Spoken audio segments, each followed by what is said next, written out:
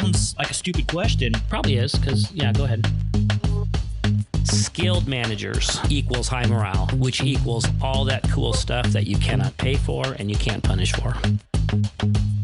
When you close off that feedback channel, you are not going to be able to hear the truth. In the first microseconds, your brain can't tell the difference between physical danger and what we call social danger. I'm pissed off at you. Me, specifically? Well, just because you're my boss and all. Employees tend to get promoted until they reach their level of incompetence. Go forward and don't suck. Hey, everyone. Welcome to the Managing with Mind and Heart podcast. I am one of your hosts, Michael Nash. And I am your other host, Ethan Nash. Welcome to the show, everybody. Ethan, I want to ask you something before we roll today. Ethan, if you had to live somewhere else in the world for 10 years and you didn't need to worry about making a living and finding a job, you had enough money to live, where would that place be? It could not be in the US. Good. Well, it certainly wouldn't be in the US, even if it was an option. But good question. I would live in this small town on the Caribbean side in Costa Rica, a place that I've been to, I think 4 or 5 times at this point. It's where the jungle meets the ocean and meets the sandy beach. And I would be out there running on the beach, surfing, eating fresh fruit every day and hiking in the jungle. It's a beautiful place. I would spend 10 years, 20 years, the rest of my life there, maybe. Just curious, Ethan, if you had one food that's all you could eat for the rest of your life, and it was magically healthy, it magically provided every single nutrient you needed, but it's really, unfortunately, the only thing you get to eat for the rest of your life. What's that going to be? That's an easy one for me, and I am so basic, but it'd be pizza. I love pizza. I could eat it every day. There's so many varieties of pizza. Pizza. Yeah. What are we doing here? Why are we spending this whole show just you asking me a bunch of random questions? What are we doing here? We're going to talk about icebreakers, discussion questions, whatever you want to call it. We're talking about that today, and we're going to talk a little bit about why they're a great idea and some of the ins and outs of using them and some of the pitfalls, but also we're just going to give you a whole bunch of them. One of the things I have heard often from clients as we've talked about running great meetings and building culture, people just kind of run out of ideas. And so we thought it'd be kind of fun to just share some ideas with you today. I love it. I think that's a great idea. Do you mind if I just kind of take a step back? And I think you went partway there of kind of the why behind this, but let's dig into that a little bit more. I mean, because I think for a lot of people, and for myself for a while as well, kind of had an aversion to icebreakers. It was just like a time waster for meetings. It was just a fun thing that people are, told they're supposed to do. And so I know that you believe strongly that they're actually pretty important for building culture and building a cohesive team. So tell me a little bit more about that. Why do you feel that icebreakers are actually important? Yeah, I'm glad we're starting here. I will first of all kind of nod toward what you said in terms of why some people just find them really a waste of time or even super awkward, because I think that can also be true, and we'll get to that. I just think there's lots of great reasons for them, and I'll start with probably the most basic, kind of the reason they were called icebreakers. I mean, just the real practical thing here. They really are intended to break the ice. And what we mean, of course, by that is you're now sitting down with this group of people. And I hope if you're leading a meeting, your goal is to lead a really effective meeting, right? I hope your goal is to lead a meeting that includes discussion and interaction and problem solving and decision making and all that really cool stuff that makes a meeting not suck. And so you really want people to have the experience right up front of just literally opening their mouths and saying something and kind of testing the waters and, again, quote, breaking the ice. And so probably one of the most basic reasons for some sort of starting discussion question at the beginning of a meeting is so that everybody kind of gets that experience, that physical experience, that emotional experience of opening up their mouth and talking and being heard. Does that make sense? Absolutely makes sense. And there's actually some research that speaks to exactly what you're saying. When people speak up early in a group setting or during a meeting, it makes X something amount more likely that they're going to continue to speak up throughout the meeting. Right. So why not start with something that's not necessarily focused on the work task at hand in the meeting, get people practicing that muscle. So it makes sense to me.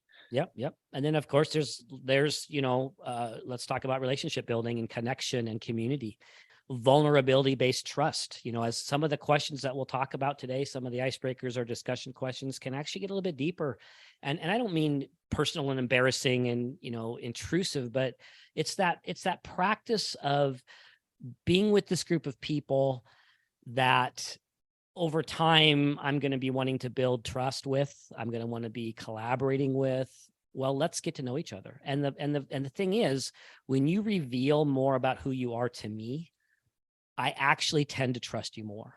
It also encourages me to reveal more of myself to you. So for example, when I say to a executive team, and this is kind of a heavy thing here, but I've been working with a team for a while, and I might say, look, before we start this third session together and work on the things we're working on, I'm going to ask everyone to think about this for a few minutes first. What's a struggle or a challenge that you faced in your life? And it could be something that you have faced and overcome. It could be something that you're still working on. It's fine either way, but share with us something that you've struggled with in your life, and take a few minutes first and think about this so that we don't have to be thinking about what we're going to be saying while others are talking. And let's come back together and share. And I've just had some amazing experiences with that question for teams that are already somewhat cohesive.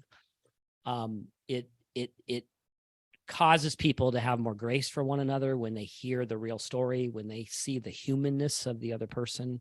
It causes them to be more open to the fact that, okay, this person has struggles and weaknesses, so do I. It's okay for us to kind of hold those in this container together. So again, it's called vulnerability-based trust that can be developed through some of these questions. Yeah, and what you're talking about here, at least in part, is helping people to avoid what they call the fundamental attribution error, right? The fundamental attribution error, for example, is, you know what, Mike, when you're late to meetings, it's because you're disorganized, right? I attribute to something about your character or intentions, right? But when I'm late to meeting, well, that's because my dog barfed on the floor this morning, traffic was bad, right? I attribute it to environmental factors. But what they actually find is that the more you just get to know people, both kind of at the surface and deeper, the easier it is for us to avoid that fundamental attribution error and being able to attribute what we might think of sticky or annoying behaviors to, attribute it to maybe other stuff going on in the environment, or be able to give you more grace about those things so they just understand that person better.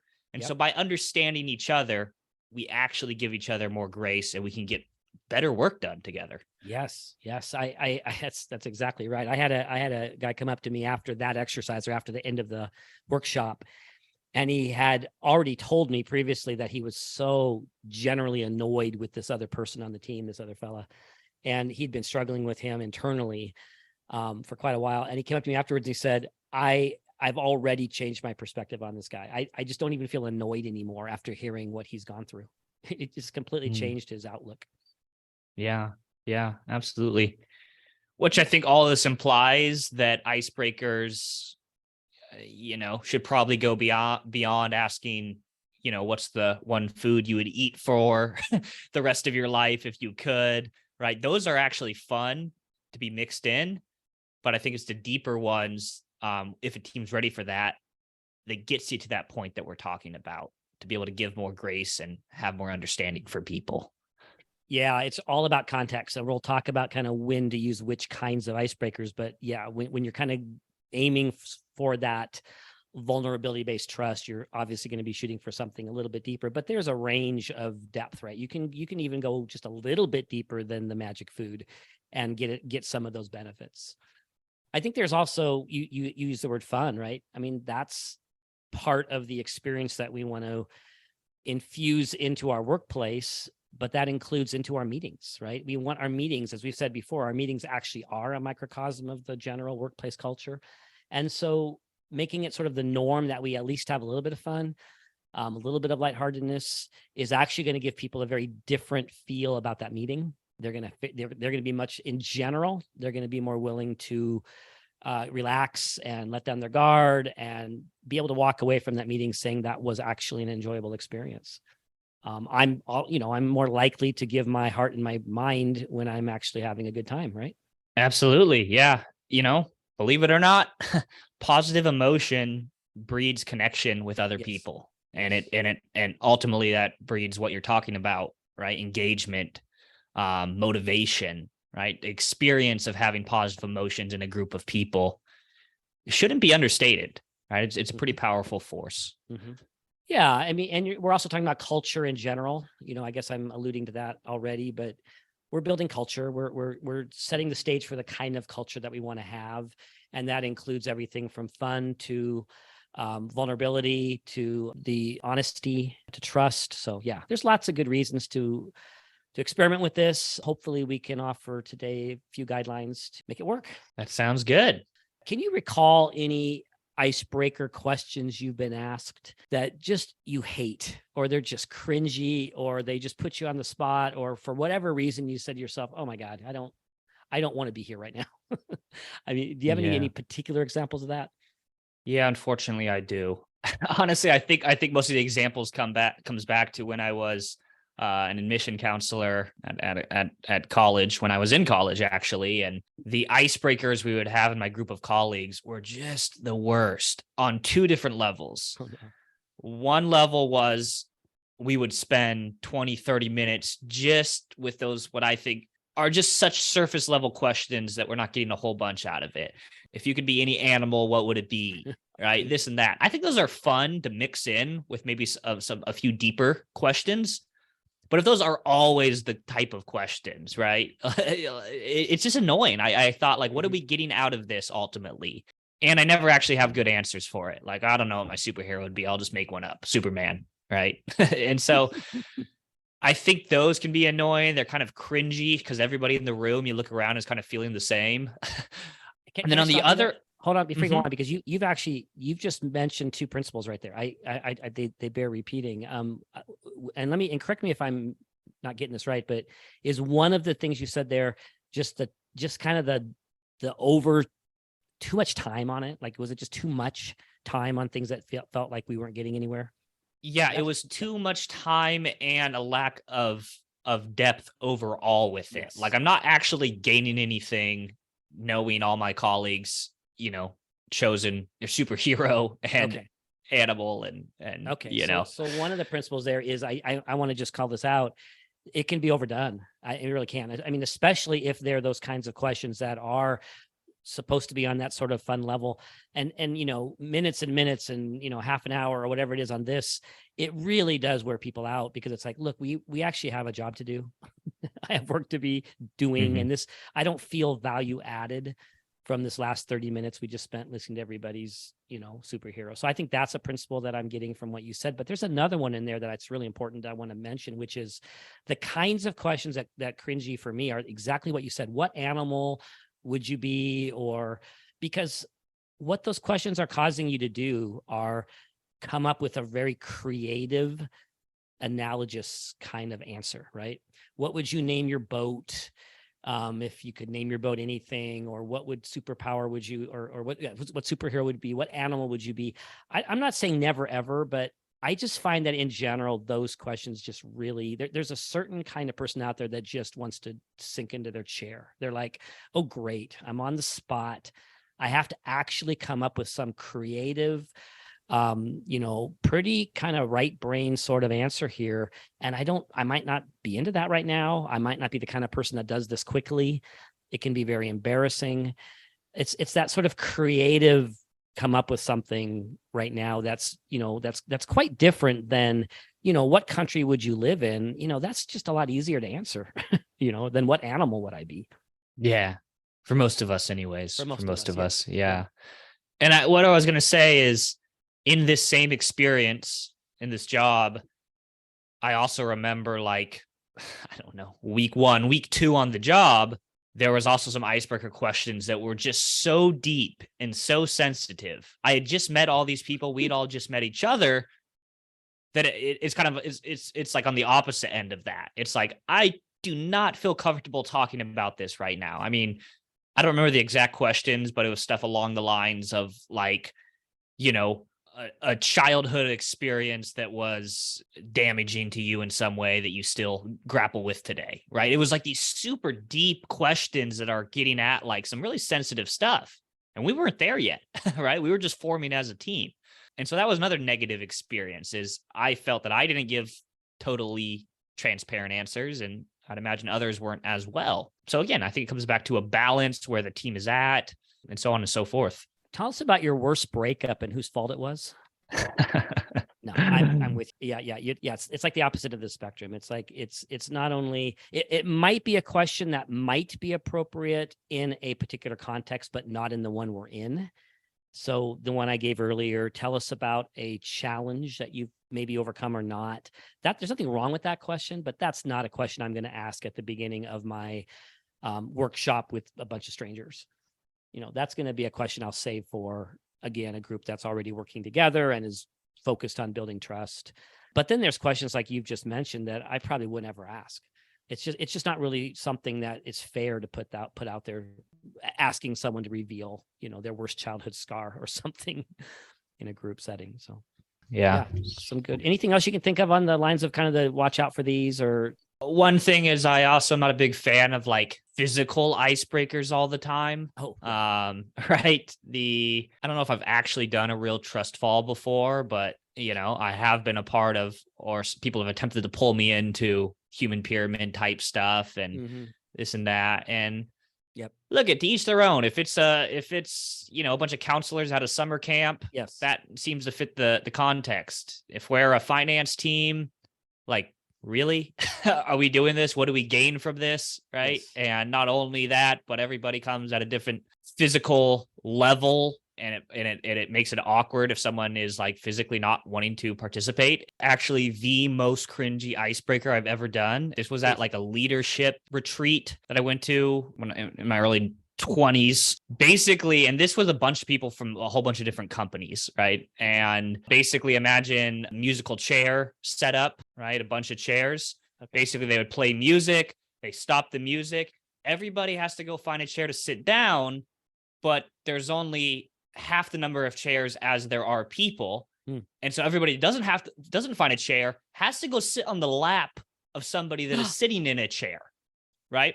Has to sit in the lap. What? I kid you not. Yes. This would totally be unacceptable. I feel You're like making today this in most up. No, I'm not making this up at all. I mean, this was a leadership retreat, so it wasn't connected to any, like, it wasn't, I didn't work for this company, and nobody worked for this company there. But we sat down, and then who's ever sit on your lap, they then gave you like some other cringy icebreaker question you had to discuss with each other. It was terrible. It was the worst. I just wanted to mention that one. Don't do that one. Did they explain why they did it? Was there some kind of lesson at the end of it? If there was, it totally escaped me. So I don't know. So I'm not a fan of those. I think I prefer it to be discussion based for the most part. What about you? I agree mostly when it comes to anything physical that is supposed to lead to trust. That combination I just want to run out of the room. And I know that it just really, it annoys people to the point that they either shut down emotionally in that train. I've seen this happen actually, or it becomes all right, we just have to kind of go through the motions sort of thing. I don't think most people enjoy it, honestly, but there's a context for it. You're right. Summer camps, stuff like that. I think where I would see the benefit of the occasional exercise that is a physical thing. It's not a touching each other thing as much as, for example, there's the one when we're working on communication skills and you pair people up and you give them 2 sets of blocks and there's maybe 10 blocks and they're identical. And you have one person turn their back and the other person builds something with their blocks. And then they have to verbally instruct the other person to do what they did. They have to describe to them what they built and get the other person to put their blocks in the exact same configuration. And it's a really cool thing because you're practicing communication and then you're talking about it afterwards. Which kinds of thing, and it's kind of hilarious, honestly, to look at the end result. Neither one of them is looking at each other, by the way, this whole time. So you don't even know if the person you're talking to is doing it right. So you end up at the end, when you're all done, you stand up and you compare what you've done. And that can be a really fun exercise in pairs. And it can be a really fun exercise in a fishbowl, meaning the two people are doing this in the middle and everyone else is just watching.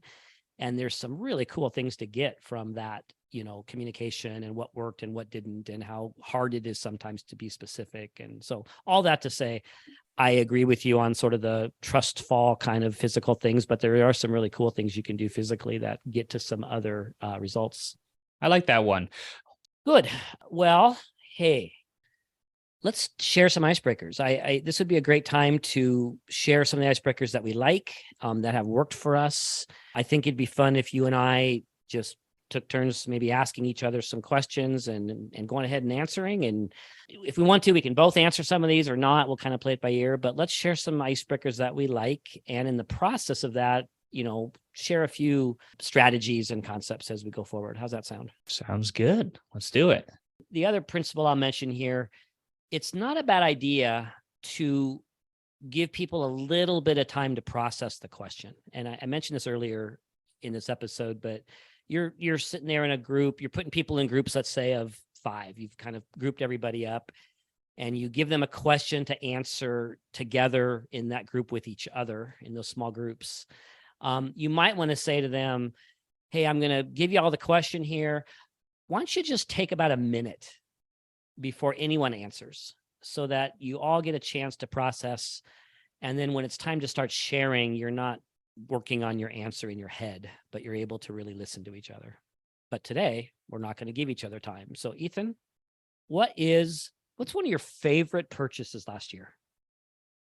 One of my favorite purchases is simply a stand for my laptop, a portable stand that lifts it about 12 inches off the desk, which has been a game changer for my posture. So I can go to a coffee shop, raise my laptop off the desk 12 inches, and it's a game changer. What is your place of birth and your birth order if you have siblings? Yeah. By the way, I like sprinkling in those kinds of questions because they don't take a whole lot of creativity. It's just a fact, right? I was born in Seattle and I am the oldest of 2. And you did not ask this, but I'll throw it in there. I was adopted, but my brother was not. So there's a trivia fact about Michael Nash. Yeah. And I will say, to your point, these are ones that don't take creativity. It's more of a straightforward fact that you'll have in your head. I actually find that question there is, to some people's surprise, is pretty good one for getting to know and understand people. I've seen some light bulbs go off when they're like, oh, that's where you were born, right? That's where you were raised. And oh, you were, the 4th of 5 children. Like, knowing that someone comes from a big family like that and they have 4 older siblings actually can create some aha moments in terms of who that person is, how they show up. So there's actually a purpose behind that one. Yeah. No, it's one of my favorite questions. And in just a bit, I'm going to save this for a few minutes, but we're going to talk about how to string certain questions together, like maybe a series. That's a really good starting question right there, if you're going to ask maybe even a couple more.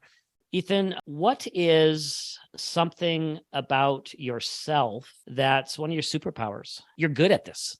One of my superpowers is, I've described it as the ability to suffer, which sounds rough, but what I mean by that is the ability to kind of push through, right? Whether that's with physical activities or mental activities, like just ability to kind of get myself in a mindset where I can continue to focus on something for a long time, even when it gets a little bit unpleasant. So kind of push through. That grit is something I think I brought with me throughout my life. Yeah. Nice. I'm actually, I know, I'm wondering about you on that one though.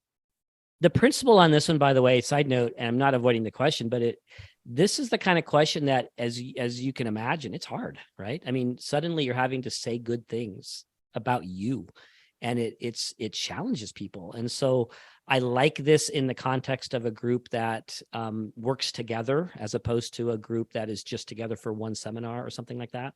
it is a bit of a trust builder. For me, I would say I have an ability to bring people together. I've noticed, I've been told this, but I've also noticed it through all the different jobs I've had, that I've kind of built community and helped people connect and actually establish new relationships. It's absolutely a strength of yours. What are some habits that you struggle to break or that you struggle to adopt? Wow. The boundaries, by the way, when you're answering questions, sometimes I'll say this to a group if I know we're going to go a little deeper. I'll just remind everybody, even though it goes without saying, I'll say it. Look, you folks are all responsible for your own boundaries, and you obviously don't need to share anything you don't want to share. Share what you're comfortable with. Mm-hmm. Yeah. Keep yourself safe is what I sometimes say. Do what you got to do to keep yourself safe. I will say that a habit that I'll do one of each real quick. A habit that I struggle to adopt would be vigorous physical exercise every single day. It's my goal. I have adjusted this year, and actually a good person in my life who I love very much shared with me that even if I did 150 minutes a week of vigorous exercise, it's going to keep me alive longer. And so I have set my goal this year to do 150 minutes a week. And it's been so much easier than I have to do, half an hour every single day. So good for you. Yeah. Can I ask a follow-up question on that? Yeah, please. Because I'm really into habits and how habits are formed and kind of the science behind it. But have you set up or considered any kind of systems for yourself to make that habit, easier, more attractive, less friction, anything like that? I'm not sure this answers the question, but I would say what has helped me is I've created a really simple daily chart that charts a few things health related, and there's just a column for how many minutes I did that day, and that has really helped me. And I'll also add in that I've made some of my normal activities more vigorous. So, for example, I walk my dog every day anyways. Now I run my dog every day, right? So, I've just kind of changed some things and decided to count minutes, for things that I do. Yeah. The other thing I'll just want to say, a habit I've had trouble breaking is eating while I'm watching something at night. Like, it's really hard for me to watch a show after dinner and not be putting food in my mouth. And I don't want to do that every night. And so, but that's so good. That's like the best thing to do. I just want to watch a show and eat some chips and salsa. I know. So my workarounds have been, sometimes the workaround is just just willpower and drink water and enjoy the show. Sometimes the answer for me is maybe chewing a piece of gum. Very good. Nice. Do you feel like answering that one? Is that one you'd want to? I'm thinking about habits. I mean, I would say one is to write more. I find joy in it. I find meaning every time I get to do it, but I struggle actually doing it. So it's one I've struggled to adopt, setting up a system for myself, which I think is important with adopting any habit, is just practice doing it, even if it's for 10 minutes. Right. Right. Yeah. And you can build on that. So that's one for me. Ethan, you've got a magic wand and you get free front row concert tickets to any act, even if that band or person is dead. Who are you going to see? Oh boy, I choose one. Yep, I know. This is tough. This is why we give people a minute to process, right? Because yeah. if we were in a group right now of 5 people and someone started sharing, nobody would be listening, right? They'd all be kind of figuring it out. So I'm going to have to say the Red Hot Chili Peppers. Oh. Yeah, I hear their concerts are off the walls bonkers. I'd love to go. Big fan. Nice. Well, you didn't ask me, but I'm going to say it because I just got through watching Bohemian Rhapsody, the movie. And I just, oh my God, I wish I could go back and see these guys, see Queen in concert. That's cool. What are some things that truly bring you a sense of joy or deep happiness in your life? Wow. That's a super question. I don't know. This is like, these aren't in any kind of rank order. I'll just mention a couple, but one, it's funny because I just last night, and I'm surprised that I've become this person, but I was laying there reading a book in bed, and I had my 2-year-old doggy up on the bed with me, and he had his head in my lap and he was looking in my eyes as I was petting him. And I just thought, I'm really really happy right now. I was laying there in bed reading a great book. My dog was loving me, and I just had this sense of happiness. And I've had that experience with my puppy. I'd say that's one, and I'll just throw in one more. I just get really happy when I'm outside and it's beautiful and I'm breathing the fresh air and I'm seeing the beautiful mountains or the woods. I just get this internal sense of joy. How about you, Ethan? I agree. Yeah.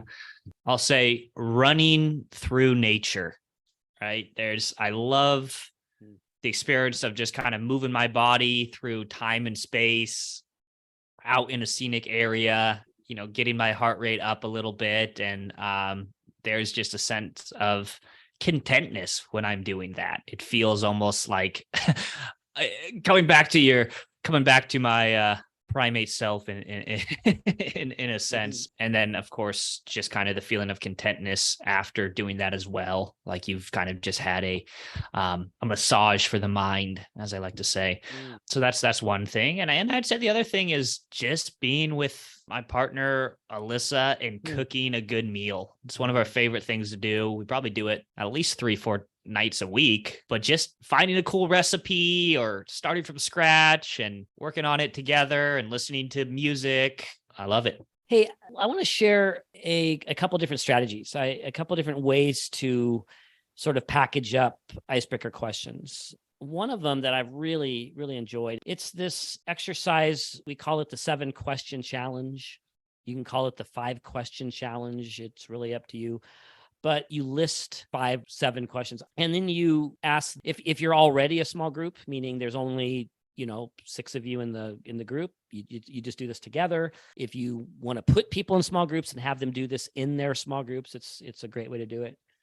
And you just ask them to answer these questions one by one around the room, around the circle, right? So for example, your first question might be, if it's a group that doesn't know each other very well, it really could be, share your name and what you do here in this organization, if that's relevant. Or it could be the question you asked earlier, where were you born and where do you fall within your sibling group? So that might be a first question. And you kind of mix in here some of the ones that are not super challenging as far as they're not real personal. You might mix in a few of the, what was your favorite purchase, your, magic wand, free concert tickets piece, other country you'd want to live in. You mix in maybe those mixed in with ones that are a little deeper. You might ask, what's something you're really good at, your superpower.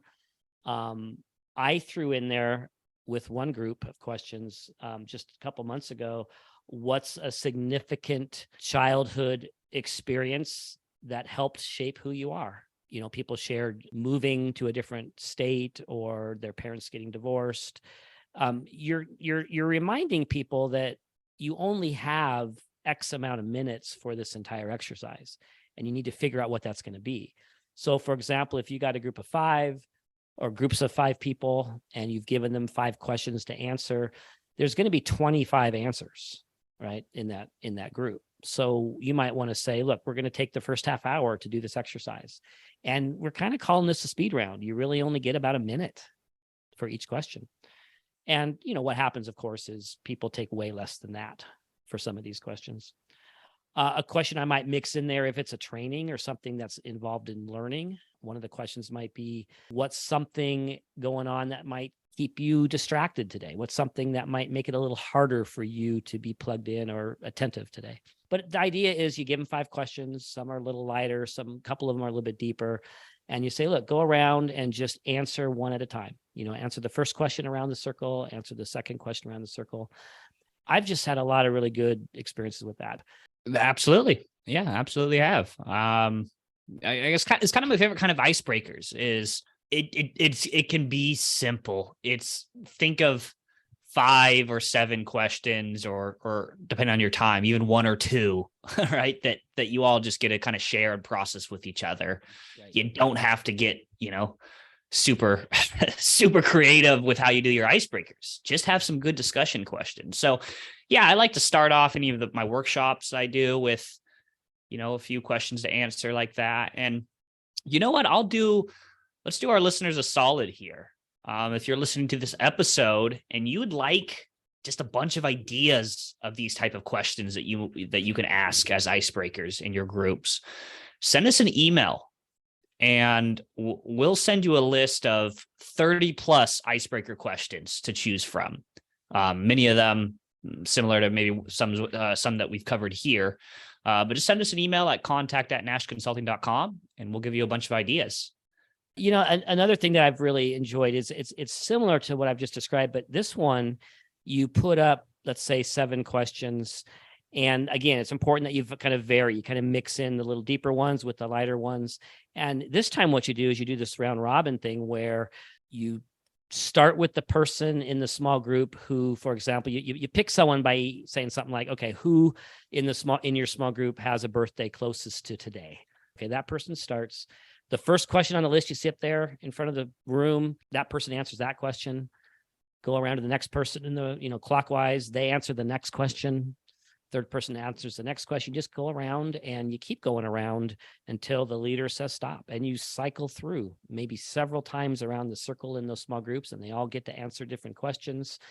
It was cool because I did that exercise a few months ago, and in the exercise there were, I think, 2 questions that were more challenging. One of them was the childhood experience that helped shape who you are today. And one of them was the thing about, this was a tough one, a thing about yourself that you would change if you had a magic wand, just something about yourself that you would change. And so those were mixed in with some questions that were not quite so deep. And it was interesting because later in the workshop, we did another small group sharing time. And I said, this time, when it's your turn, we're going to go around once. Just pick any of those questions from this morning that you'd like to answer. And when I was walking around listening in, it was amazing how many people chose those personal questions. They could have chosen the lighter concert question or whatever, but they chose these questions voluntarily that they wanted to answer. So it was kind of an affirmation to me that we were on the right track and that people were enjoying the exercise.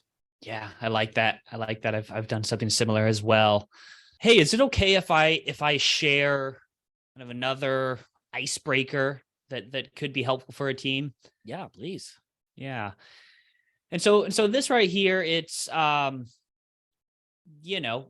might not sound like a normal icebreaker because it does take some preparation in advance. But this is what we call the user's manual exercise. And so this is something that you would want to give people, maybe a week's notice before you do this. But I actually got this idea from Adam Grant, who many of you may know, but he's an organizational psychologist and author. And basically what I heard him say was, when we buy a car, we're given a user's manual, right? We buy an oven, we're given some sort of user's manual. But when we're working with somebody on a team, we're not given any sort of manual about how to best work with that person. So this exercise is a way to kind of close that gap a bit. And so basically, the way I like to do it is give people several ideas of prompts that they could answer to write their personal user's manual, right? What is it like to work with me? How do I know, and in terms of how I tend to show up in the workplace and with other people? So some of the questions they might answer are, what do I value, right? What do I value? What are some of my personal values? Some answers to that might be things like, I really value when people ask me thoughtful questions. I value showing other people as much care and respect as I can. So what does this person value? Another one might be, what don't I have patience for? What tends to irk me? For example, being interrupted when I'm speaking, or not meeting deadlines without giving, reasonable heads up, complaining without suggestions, and blaming, right? And so, yeah, what don't I have patience for? Another one might be, hey, just what is the best way to communicate with me, right? Whether that's, synchronously or asynchronously. Another one might be, what do people sometimes misunderstand about me? And so there's a whole bunch of prompts that you could give people, but also encourage people to say, go wherever they want with this, right? Whatever you want to share with people that you think would be helpful for them to better understand you, so they can work more effectively with you. I really like that. And it's a cool activity, especially on a smaller team, to then, be able to share with each other what you wrote for your user's manual. I like that one. I think it's quite helpful. I like it. Yeah, we've done that on our team. You've led us in that, and I've done that with other teams. Can I just clarify then for our listeners that you've given the participants this sort of task to work on offline, right? Meaning before we come back next time, they're working on their answers. They're creating their user's manual, and you've provided some prompts they can choose from, and they can come up with their own. It's kind of up to them. That's correct. And then when they do come back, is it we're all going to share our user's manual at that meeting, or we're going to, have one person share each meeting, or it doesn't matter? Is there kind of different ways to do that? Yeah, I mean, either or, whatever works best for your team, right? If you have 10 people, maybe for the next several meetings, you have 2 or 3 people, right? Share their user manual at the beginning. Nice. If you're a team of 3 or 4 people, hey, just set aside a meeting to go over each other's user's manual. And I've heard of some teams, they even, invite people to kind of put put your user manual into a share folder, right? So people can go and review them and refer to them when needed. I like that. Yeah. There was a executive team I did that with last year or 2 years ago, and we, at the end of the user's manual, there was a few minute of question time, which was kind of cool that we added, meaning people could just ask that person some questions, which was kind of they seem to really enjoy that as well. Love it. Oh, nice. Yeah, I love it. I'm glad you shared that. That's kind of a macro icebreaker thing, right? I mean, it's kind of the other end of the scale from, a quick icebreaker question. And so we've covered just such a range today, which has been really great. Anything else that you feel you want to add, Ethan? Any other icebreakers or concepts as we start to wrap up here today? Well, one thing I would just say is that, icebreakers have their time and place. I've seen people get frustrated, when they meet weekly for an hour and they spend, 20 minutes of every week just doing an icebreaker question, right? I think that's like, you gotta pick and choose them wisely. And then I would also say there's also a place for meetings, maybe quarterly, that are just centered around these type of discussions, right? For an hour and a half or so, right? Where, this is our meeting in which we get to know people, share things about ourselves with others. So, there's a couple more thoughts there to consider. What about you? Any other closing remarks on this? No, but I am glad you mentioned be aware of the ratio, the time, the time spent on these. So I guess the bottom line is, include them for so many reasons that we've already discussed. Don't overdo it. A lot of variety options you have here. Be creative. I guess I'll just end that little piece with maybe every so often, if it's an ongoing team, a team that you're with consistently, maybe just have a conversation about icebreakers, have a conversation about meetings in general, of course, right? What can we do to make our meetings better? How can we improve them? But maybe include, hey, how are you all feeling about the icebreaker thing we're doing? Any ideas you have? Maybe people on the team would like to take turns kind of, coming up with them and leading that piece. So I would just end with sort of maybe be collaborative with your team as you kind of fine tune this. Yeah. And I would say also, if you have a team that maybe you haven't done a lot of icebreakers with, and now you're going to want to start doing more of them, understand the why behind it, similar to what we discussed at the beginning of this episode, right? Yeah, it is also about having fun. That's a component of it. Like, let's have some fun and some positive emotion. But what's deeper than that? Right? About getting to know each other, understand each other, and how that leads to things like enhanced psychological safety, enhanced collaboration, giving people more of the benefit of the doubt, even trust. I mean, it has these effects that I think some people miss.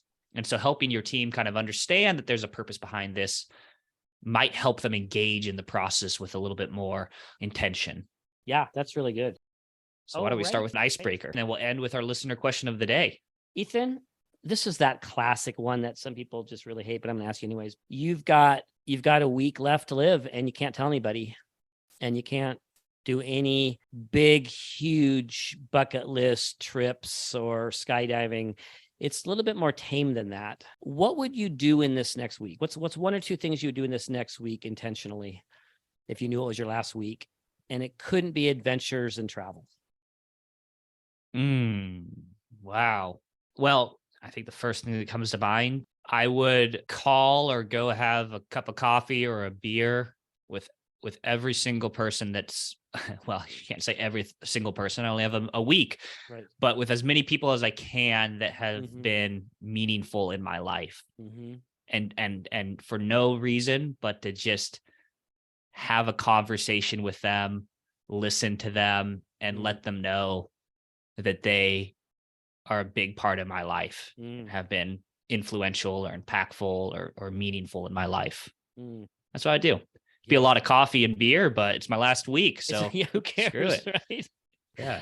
That's the answer. It's funny because as soon as it came out of my mouth, I thought I haven't actually asked that to a group, and I'm wondering if they'd all say the same thing, because that's my answer. I would connect with as many people as I can and let them know what they mean to me. That's exactly right. Cool.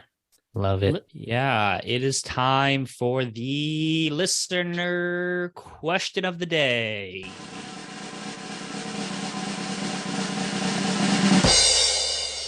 All right, so I'll ask the question that I have here, and I'm just going to let you answer it.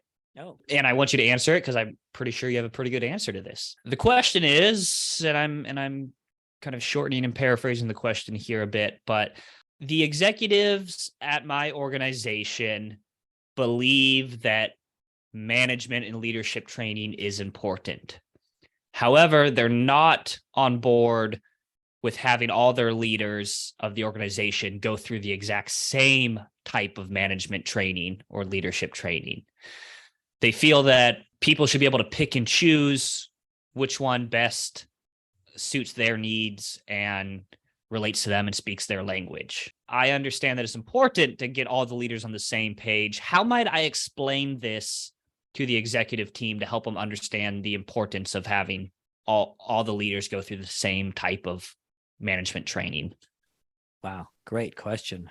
Great question. Yeah, I'll jump in on that then. I would say, first of all, kudos to those leaders that believe in management skills and management training. I think starting with where you agree with them and complimenting them on that focus. There's a lot of organizations, they don't even believe in making sure their managers and leaders are equipped to lead. They just do the Peter principle, which is welcome to management, good luck. So I would start with that. Hey, thank you. And we really appreciate that you all care about us all being good at our job as leaders and managers. And I would also maybe nod to the fact that there's a lot of great stuff out there. And so I'm sure everybody's going to get some good stuff. But the shortfall here, the shortcoming of that is that it is, first of all, there's no chance that is going to lead to a consistency throughout the organization. There's going to be so many different focuses and so many different strategies and different ways of not only different ways of doing different things, but even different philosophies out there around what makes a good manager and a good leader. And so you're going to have a ton of inconsistency all throughout the organization, meaning that employees are going to be experiencing very different things. And that's just the beginning. I mean, you're going to have no ability to have employees experiencing an actual practical consistency in terms of expectations. You're going to have all sorts of different expectations throughout the organization, and it's going to lead to feelings of resentment and people feeling like things are unfair, which is going to impact morale. It's also almost impossible. I don't even want to say almost. I think it's impossible to achieve any kind of sustainability for a culture of practicing best practice management skills when you can't even review the skills people have been learning and remind them of those skills and get together and practice those skills and keep them on the radar. You just can't even do that because you have no idea what skills people have learned out there and which skills they're trying to practice. You can't really include those skills in accountability, in evaluating your managers. There's just no chance that those skills are going to make it into the culture in a permanent way. And again, although it's good that managers are out there getting training, just like it's good that managers are out there reading books and listening to podcasts and becoming better managers, that's fantastic. But if you want your organization to be on the same page. And if you want management skills to be impacting the culture in a permanent way, you've got to get your managers on the same page in terms of the management philosophy and the management skills. What do you think? Does that answer the question? Preach it. Yeah, I think that's a great answer and a perfect place to end. So I'm going to resist any further commentary on that. I think that nails it. We'll see you next time, though. Keep listening, and we appreciate you all. Bye.